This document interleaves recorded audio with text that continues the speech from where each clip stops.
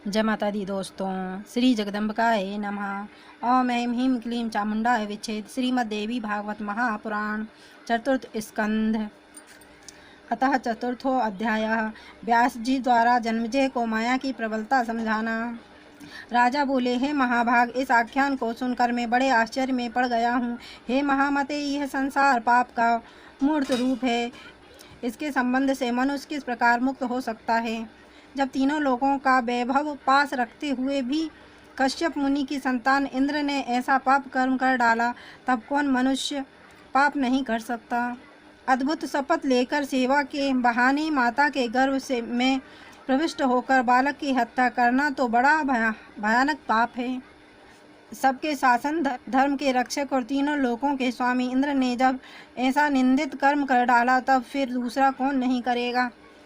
हे जगत गुरु, मेरे पितामह लोगों ने भी कुरुक्षेत्र के संग्राम में ऐसा ही विस्मयकारी, दारुण और निंदित कर्म किया था। भीष्म, द्रोण, कृपाचार्य, कर्ण तथा धर्म के अंशरूप युधिष्ठिर, इन सभी ने भगवान श्री कृष्ण की प्रेरणा से धर्म विरुद्ध कर्म किया था। संसार की असारता जानते हुए भी उन प्रतिभाशाली तथा देवांश से उत्पन्न धर्मपरायण पांडवों ने भी ऐसा गहृत कर्म क्यों किया? हे दुजेंद्र, यदि ऐसी बात है तो धर्म पर किसकी आस्था होगी और धर्म के विषय में सैद्धांतिक प्रमाण ही क्या रह जाएगा? यह वृतांत सुनकर तो मेरा मन चंचल हो उठा है। यदि आप्त वचन को प्रमाण माने तो फिर कौन पुरुष आप्त है? विश्व वैसे आसक्त मनुष्य में राग आ ही जाता है और अपना स्वार्थ भंग होने पर उसमें निसंदेह राग द्वेष की बहुलता हो जाती है। द्वेष के कारण अपनी स्वार्थ सिद्धि के लिए असत्य भाषण करना पड़ता है। परम ज्ञानी और सत्य गुण के मूर्त स्वरूप भगवान श्री कृष्ण ने भी जरासंध के वध के लिए छल से ब्राह्मण का वेश धारण किया था। जब सत्व मूर्ति भी इस प्रकार के होते हैं, तब किस आप्त पुरुष को प्रमाण माना जाए? उसी प्रकार राजसूय यज्ञ के अवसर पर अर्जुन ने भी वैसा ही कर्म किया था। जिस यज्ञ में अशांति का वातावरण रहा, उस यज्ञ को किस श्रेणी का यज्ञ कहा जाए? वह यज्ञ परलोक में परम पद की प्राप्ति के लिए किया गया था अथवा सुयश पाने के लिए किया गया था या अन्य किसी कार्य की सिद्धि के लिए किया गया था? श्रुति का यह वचन है कि धर्म का प्रथम चरण सत्य, दूसरा चरण पवित्रता और तीसरा चरण दया तथा चतुर्थ चरण दान है। पुराणवेता भी यही कहते हैं। इन चारों के बिना परम आदर्श धर्म कैसे टिक सकता है? अब मेरे पूर्वजों के द्वारा किया गया वह धर्म विहीन यज्ञ कर्म उत्तम फल देने वाला कैसे हो सकता था? इससे तो यही प्रतीत होता है कि उस समय किसी का भी कहीं भी धर्म में अटल विश्वास नहीं था। जगत प्रभु भगवान विष्णु ने भी छलने हेतु वामन का रूप धारण किया था, जिन्होंने वामन रूप से राजा बलि को ठग लिया था। महाराज बलि 100 यज्ञों का अनुष्ठान करने वाले, वेदों की आज्ञा का पालन करने वाले धर्मात्मा, दानी, सत्यवादी एवं जितेंद्रिय थे। ऐसे महापुरुष को परम प्रभावशाली भगवान विष्णु ने अकस्मात पदच्युत कर दिया। अतः हे कृष्ण द्वैपायन, उन दोनों में कौन जीता? बचना करके छल कर्म में निपुण भगवान वामन की विजय हुई या छले गए राजा बलि की? इस विषय में मुझे महान संदेह है। हे द्विजश्रेष्ठ, मुझे सत्य बात बताइए, क्योंकि आप पुराणों के रचयिता, धर्मज्ञ तथा महान बुद्धि संपन्न हैं। व्यास जी बोले, हे राजन, उस राजा बलि की ही विजय हुई जिसने समस्त भूमंडल का दान कर दिया था। हे राजन, जो त्रिविक्रम नाम से विख्यात थे, वे भगवान विष्णु वामन बने। हे नरेंद्र, उन्होंने छल करने के लिए यह वामन रूप धारण किया था और इसी छल के परिणाम स्वरूप उन श्री हरि को राजा बलि का द्वारपाल बनना पड़ा। अतः हे राजन, सत्य से बढ़कर धर्म का मूल और कुछ नहीं है। हे राजन, सम्यक प्रकार से सत्य का पालन करना प्राणियों के लिए अत्यंत दुष्कर है। अनेक रूप धारण करने वाले त्रिगुणात्मिका माया बड़ी बलवती है, जिससे तीनों गुणों से सम्मिश्रित इस विषय की रचना की है। अतः हे राजन, छल कपट करने वाले से बिना प्रभावित हुए यह सत्य कैसे रह सकता है? सत्य, रज और तम, इन्हीं तीनों गुणों के मेल से संसार का प्रादुर्भाव हुआ। यही सृष्टि का सनातन नियम है। केवल अनासक्त प्रतिग्रह शून्य राग रहित और तृष्णा विहीन वानप्रस्थ तथा मुनिजन अवश्य सत्यपरायण होते हैं, किंतु वैसे लोग केवल दृष्टांत दिखाने के लिए ही बनाए गए हैं। हे राजन, उनके अतिरिक्त सब कुछ सत्व, रज एवं तम इन तीनों गुणों से ओतप्रोत है। हे नृपश्रेष्ठ, प्राणों, वेदों, धर्मशास्त्रों, वेदांगों और सगुण प्राणियों द्वारा रचित ग्रंथों में भी कहीं एक वाक्यता नहीं मिलती है।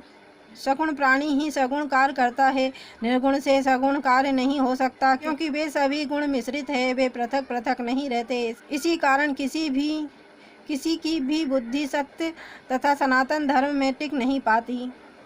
हे महाराज, संसार की सृष्टि के समय माया से मोहित मनुष्य की इंद्रियां अत्यंत चंचल हो जाती है और उनमें आसक्त मन उन गुणों से प्रेरित होकर विविध प्रकार के भाव प्रकट करने लगता है। हे राजन, ब्रह्मा से लेकर तृण पर्यंत स्थावर जगम सभी प्राणी माया के वशीभूत रहते हैं और वह माया उनके साथ कीड़ा करती रहती है। यह माया सभी को मोह में डाल देती है और जगत में निरंतर विकार उत्पन्न किया करती है। हे राजन, सर्वप्रथम अपना कार्य सिद्ध करने के लिए मनुष्य असत्य का सहारा लेता है। उस समय इंद्रियों के विषय का चिंतन करते हुए जब मनुष्य अपना अभिष्ट नहीं पाता तो वह उसके लिए छल करने लगता है। इस प्रकार छल के कारण वह पाप में प्रवृत्त हो जाता है। काम, क्रोध और लोभ मनुष्य के सबसे बड़े शत्रु है। इनके वश में होने के कारण प्राणी कर्तव्य अकर्तव्य को नहीं जान पाते। ऐसे ऐश्वर्य बढ़ जाने पर अहंकार और भी बढ़ जाता है। अहंकार से मोह उत्पन्न होता है और मोह से विनाश हो जाता है। मोह के कारण मनुष्य के मन में अनेक प्रकार के संकल्प विकल्प होते रहते हैं। उस समय मन में ईर्षा, असूया तथा दोष उत्पन्न हो जाते हैं। प्राणियों के हृदय में आशा, तृष्णा, दीनता, दंभ और अधार्मिक बुद्धि ये सब उत्पन्न हो जाते हैं। ये भावनाएं प्राणियों में मोह से ही उत्पन्न होती है। यज्ञ, दान, तीर्थ, व्रत और नियम जो कुछ भी सकर्म हैं उन्हें भी मनुष्य अहंकार के ही वशीभूत होकर निरंतर करता है। उनका अहम भाव से किया गया सारा कार्य वैसा नहीं होता जैसा कि शुद्ध अंतःकरण से किया जाता है। आसक्ति एवं लोभ से किया हुआ कोई भी कर्म सर्वथा अशुद्ध होता है। बुद्धिमान मनुष्य को चाहिए कि वे सर्वप्रथम द्रव्य शुद्धि पर विचार कर लें। द्रोह रहित कर्म करके अर्जित किया हुआ धन धर्म कार्य में प्रशस्त माना गया है। हे नृपश्रेष्ठ, द्रोह पूर्वक उपार्जित किए हुए द्रव्य के द्वारा मनुष्य जो उत्तम कार्य करता है में आने पर उसका विपरीत फल प्राप्त होता है। जिसका मन परम पवित्र है वही पूर्ण फल का अधिकारी होता है और मन के विकार पूर्ण रहने पर उसे यथार्थ फल नहीं मिलता। जब कर्म करने वाले ऋत्विक, आचार आदि लोगों का चित्त शुद्ध रहता है तभी पूर्ण फल प्राप्त होता है। यदि देश, काल, क्रिया, द्रव्य, कर्ता एवं मंत्र इन सबकी शुद्धता रहती है तभी कर्मों का पूरा फल प्राप्त होता है। जो मनुष्य शत्रुनाश तथा अपनी अभिवृद्धि के उद्देश्य पुण्य कर्म करता है तो उसे भी वैसा ही विपरीत फल मिलता है। स्वार्थ में लिप्त मनुष्य शुभाशुभ का ज्ञान नहीं रख पाता और देवाधीन होकर सदा पाप ही किया करता है, पुण्य नहीं। प्रजापति ब्रह्मा से ही देवता उत्पन्न हुए हैं और उन्हीं से असुरों की भी उत्पत्ति हुई है। वे सब के सब स्वार्थ में लिप्त होकर एक दूसरे के विरुद्ध काम करते रहते हैं। वेदों में कहा गया है कि सत्वगुण से सभी देवता, रजोगुण से मनुष्य तथा तमोगुण से पशु पक्षी आदि त्रियक योनि के जीव जंतु उत्पन्न होते हैं। अतएव जब सत्वगुण से उत्पन्न देवताओं में भी निरंतर आपस में वैरभाव रहता है तब पशु पक्षियों में परस्पर जाति वैर उत्पन्न होने में क्या आश्चर्य है। देवता भी सदैव द्रोह में तत्पर रहते हैं और तपस्या में विघ्न डाला करते हैं। हे नृप, वे सदा असंतुष्ट रहते हुए द्वेषपरायण होकर आपस में विरोध भाव रखते हैं। अतः हे राजन, जब यह संसार ही अहंकार से उत्पन्न हुआ है, तब वह राग दोष से हीन हो ही कैसे सकता है। इति श्रीमद्देवी भागवते महापुराणे अष्टादशसहस्रस्यां संहितां चतुर्थस्कन्धे अधम जगतः स्थिति वर्णनम नाम चतुर्थो अध्याय। और देवी भागवत की महिमा अगर सुनना आपको पसंद हो तो चैनल को लाइक एंड सब्सक्राइब करें। धन्यवाद।